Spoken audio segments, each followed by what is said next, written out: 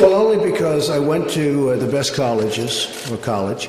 I went to I had a situation where I was a very excellent student, came out, made billions and billions of dollars, became one of the top business people, went to television, and for 10 years was a tremendous success, as you probably have heard.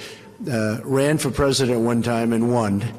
And then I hear this guy that doesn't know me at all. By the way, did not interview me he said he interviewed me for 3 hours in the White House. It didn't exist, okay? It's in his imagination.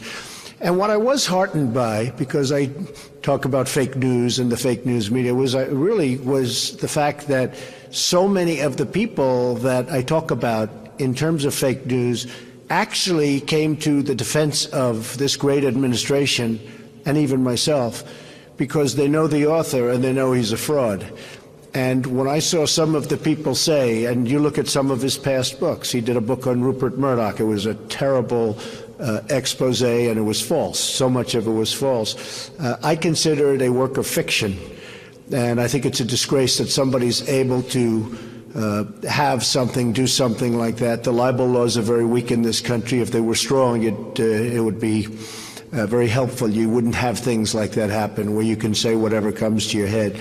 But just so you know, I never interviewed with him in the White House at all. He was never in the Oval Office. We didn't have an interview.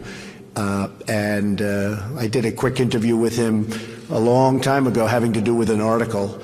But I don't know this man. I guess Sloppy Steve brought him into the White House quite a bit, and it was one of those things. That's why Sloppy Steve is now looking for a job. The President of the United States, Donald J. Trump.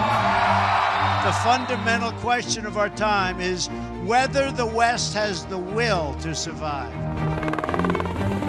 This is an historic moment from which there can be no turning back.